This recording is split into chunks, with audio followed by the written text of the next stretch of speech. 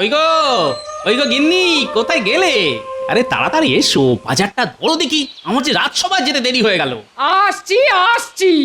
তা এত চিৎকার করে বাড়ি মাথায় তুলছো কেন শুনি?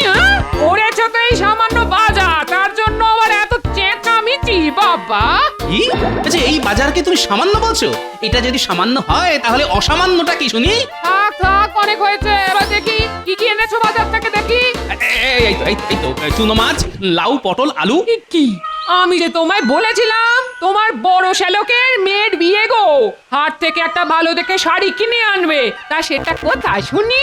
এই রে, একদম ভুলে মেরে দিয়েছি। আসলে হয়েছে কি গিন্নি, ওই বাজারে জিনিসপত্রের যে আগুন, কোনো জিনিসে হাত দিয়ে ছুঁয়ে দেখতে গেলেই না যেন ছ্যাঁকা লাগে। আমার ওই ভাগ্নিকে ওই পরে না হয় কিছু একটা দিয়ে দেবো। ওসব শুনছি না, ওসব শুনছি না। তোমার এই কিপটেমি ধম্মেও সইবে না। হ্যাঁ আচ্ছা গিন্নি তুমিই বলো, বিয়েতে আশীর্বাদই হলো সবচেয়ে বড় উপহার, আর এই পৃথিবীতে মানুষ খালি হাতে এসেছে আর খালি হাতেই ফেরত যাবে। তা এইরকম কারণে অকারণে উপহার দিয়ে পয়সা নষ্ট করার তো কোনো মানে হয় না গিন্নি। আচ্ছা কিপটে দেখেছি, কিন্তু তোমার মতন এমন হাড় কিপটে জন্মেও দেখিনি বাবা, যে কিনা একটা ট্যাঁকের কড়িও খরচা করে না। এত গিন্নি, একই মাসের শেষ, তার উপর হাত খালি, মাইনে হতো ঢের দেরি। তা একটু বুঝে শুনে তো চলতে হবে নাকি? হ্যাঁ, তা তোমার ওই হাতটা ভরবে কবে শুনি? ঠিক আছে ঠিক আছে ঠিক আছে, আমি চললাম বাপের বাড়ি, আর তুমি থাকো তোমার ওই কিপটেমি নিয়ে। ধুর। আরে কি, আরে গিন্নি এরকম ছোটখাটো কথায় রাগ করলে হয়? আচ্ছা তুমি চলে গেলে আমার খাওয়া দাওয়ার কি হবে শুনি? কেন খাওয়া খাবে? সেটা খেতে নিশ্চয়ই তোমার ট্যাঁকের কড়ি খরচা হবে না। এবারে আমিও দেখবো হ্যাঁ কতদিন তুমি এই ফাঁকা ট্যাঁকে সংসার চালাও। আমি চললাম বাপের বাড়ি। হ্যাঁ যত সব। যা বাবা, এটা কি হলো? দূর চাই, আমিও যাই রাজসভায়।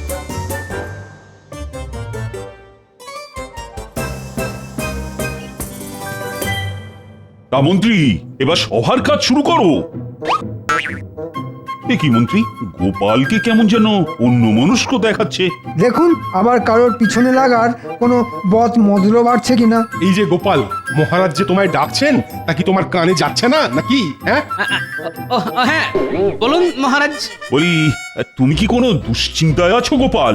মানে সেই রকম হলে তুমি আমায় নিঃসন্দেহে বলতে পারো। মানে তোমার এইরকম মনমরা হয়ে থাকাটা আমার ঠিক ভালো লাগে না। না মহারাজ, আসলে হয়েছে কি, আমার গিন্নি আমার উপর রাগ করে না বাপের বাড়ি চলে গেছে। তাই তো শুনি যে গিন্নি নাকি বাপের বাড়ি গিয়ে বসে আছে। আই, তুমি কি চুপ করবে মন্ত্রী? তা কি হয়েছে গোপাল, বলো শুনি। আসলে মহারাজ, আমার কিছু টাকার দরকার। ওই দেখেছেন মহারাজ, গোপাল কখনো কোনো মতলব ছাড়া কথা বলে না, এটাই তো গোপালের বৈশিষ্ট্য।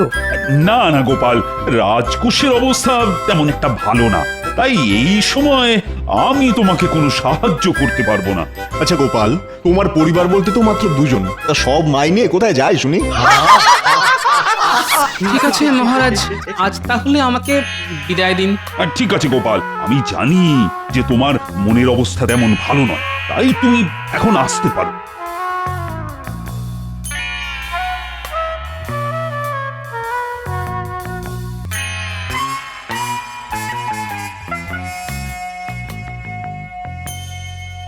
এ কি ভোলা, তুমি এরকম মাথায় হাত দিয়ে বসে আছো যে, কিছু হয়েছে? না গোপাল, কিচ্ছু হয়নি কিচ্ছু হয়নি। আসলে না, আসলে ওই আমার কপালটাই খারাপ জানো। কেন গো, আমার মতো কি তোমার বউ বাপের বাড়ি চলে গেছে নাকি? আরে না না গোপাল, আমার গিনি তো আমার বাড়িতেই আছে।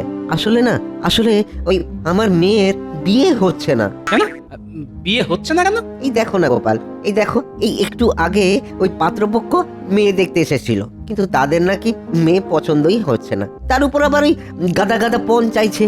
এখন তুমি বলো গোপাল, আমি এই সামান্য মিষ্টির ময়রা হয়ে এত এত পণ কিভাবে দিই বলো? ও এই ব্যাপার, তা আমার মতে তুমি ঠিকই করেছো, কারণ পণ দিয়ে বিয়ে করার পক্ষপাতী আমিও নই। এখন তুমি বলো গোপাল, তুমি বলো, আমার মেয়ের কি আর কোনোদিনও বিয়ে হবে না? আরে কেন হবে না, আলবাত হবে। আরে তার জন্য তো আমি আছি। কি? তার মানে তুমি এই বয়সে আবার বিয়ে করবে নাকি? হ্যাঁ, ছি ছি ছি ছি ছি ছি ছি ছি ছি ছি। এই দেখো, আরে না না ভোলা, আমি কেন বিয়ে করতে যাব? কি যা তা বলছো না। আমি বলতে চাইছি যে তোমার মেয়ের বিয়ে করানোর ভার আমি নিলাম, হলো? হ্যাঁ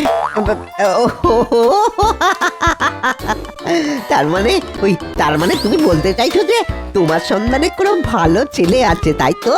সেটা আমি আবার কখন বললাম? তবে আরে বাবা, আমার সন্ধানে একটা ভালো ঘটক আছে, বুঝলে, যে তোমার মেয়ের জন্য একটা টুকটুকে রাজপুত্রের মতো বর দেখে। হ্যালো, আচ্ছা গোপাল, ওই রাজপুত্রের কথায় মনে পড়লো, তোমার জামাইকে তো অনেকদিন তোমার বাড়িতে আসতে দেখিনি, তা তার কি খবর? আর সে তো খুব ভালোই আছে, আর আমার মেয়েও বেশ সুখেই ঘরকন্যা করছে, বুঝলে। এই বেটার ছেলে ঘটকই তো আমার মেয়ের এই সম্বন্ধটা আনলো, আর আমার এত বড় সর্বনাশটা ডেকে আনলো। কিছু কি বললে গোপাল? কই বাবু, কিছু না, কিছু বলিনি তো। তাহলে গোপাল, তুমি এক্ষুনি নিয়ে চলো আমায়। হ্যাঁ, সেই ঘটকের কাছে এক্ষুনি নিয়ে চলো আমায়। আরে ভোলা, এত হড়বড় করো না তো, কথায় আছে না, সবুরে মেওয়া ফল। ও তাই বুঝি? হ্যাঁ, কিন্তু তোমার মেয়ের বিয়ে না হয় আমি পাকা করে দেবো। কই, আমায় তো তুমি এই খুশিতে মিষ্টি মুখ করালে না। কি খাবে? হ্যাঁ, কি খাবে গোপাল? তুমি শুধু একবার বলো কি খাবে। এখন তুমি না হয় আমায় একটু রসগোল্লাই খাওয়াও। আচ্ছা গোপাল, আচ্ছা।